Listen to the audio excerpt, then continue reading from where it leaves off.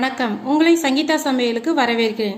இன்றைக்கி நம்ம கத்திரிக்காய் சாப்ஸ் எப்படி பண்ணுறதுன்னு பார்க்கலாம். இது வந்து மழை காலத்தில் சளி பிடிச்சிருந்தா அப்போ சாப்பிட்டோம்னா இது உடம்புக்கு ரொம்ப நல்லது. இது இப்போ வாங்க நம்ம எப்படி செய்யறதுன்னு பார்க்கலாம்.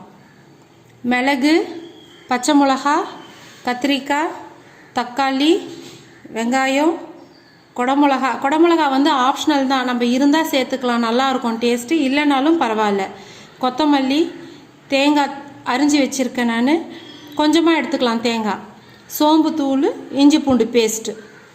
இப்போ வாங்க நம்ம எப்படி செய்யறதுன்னு பார்க்கலாம். இப்போ நம்ம மிக்சி கிண்ணத்தில் பச்சை மிளகாய் போட்டுடலாம், மிளகு போட்டுடலாம். நான் ஒரு பட்டை ஒரு லவங்கம் எடுத்து வச்சுருக்கேன், இதை சேர்த்துடலாம். ஒரு சின்ன துண்டு எடுத்து வச்சுருந்தேன் பட்டை. கொத்தமல்லி சேர்த்துடலாம், தேங்காய் சேர்த்துடலாம், வெங்காயம் சேர்த்துடலாம்,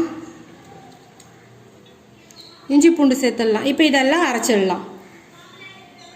சோம்புத்தூள் சேர்த்துக்கலாம். எண்ணெய் காஞ்சிச்சு. எண்ணெயில் வந்து இப்போ நம்ம கத்திரிக்காயை முதல்ல வதக்கி எடுத்துக்கலாம்.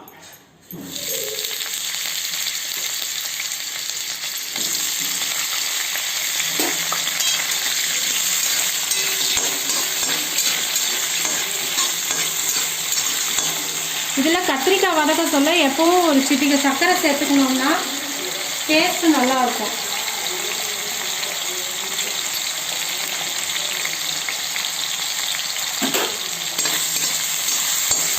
இப்போ கத்திரிக்காய் வதங்கிடுச்சு.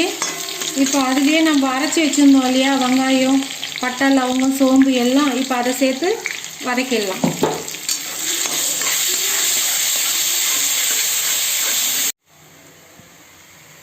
இப்போ வெங்காயம் அதெல்லாம் வதங்கிடுச்சு.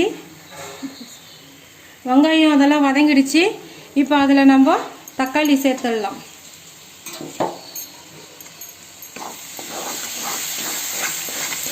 தக்காளி சேர்த்துட்டு மஞ்சள் தூள், மிளகாய் தூள் ரொம்ப கம்மியாக சேர்த்துக்கலாம். வெறும் ரெட் சில்லி பவுட்ரு தான் எடுத்திருக்கேன் நான், ஏன்னா ஆல்ரெடி நம்ம வந்து பச்சை மிளகா, மிளகு எல்லாம் போட்டிருக்கோம். உப்பு தேவையான அளவு சேர்த்துக்கலாம்.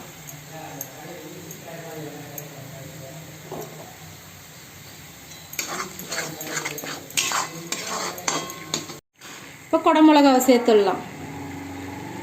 இது எல்லாத்தையும் ஒன்றா சேர்த்து வதக்கிட்டு கொஞ்சமாக தண்ணி ஊற்றி வேக வச்சிடலாம். இப்போ இந்த மசாலா வதங்கிடுச்சு. இப்போ இதில் தண்ணியை கொஞ்சமாக சேர்த்து வேக வச்சிடலாம். ஒரு 5 நிமிஷம் வேகட்டும். இது பாருங்கள், வெந்துடுச்சு. திறந்து வச்சு செவக்க வச்சுட்டோம். இப்போ இது கொத்தமல்லி தூவி இதை நம்ம நிறுத்திடலாம்.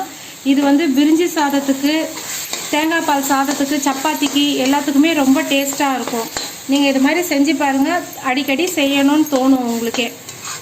இது பிடிச்சிருந்தா லைக் பண்ணுங்கள், ஷேர் பண்ணுங்கள், சப்ஸ்கிரைப் பண்ணாதவங்க சப்ஸ்கிரைப் பண்ணுங்கள். அடுத்த வீடியோவில் உங்களை சந்திக்கும் வரை உங்களிடமிருந்து விடைபெறுவது சங்கீதா.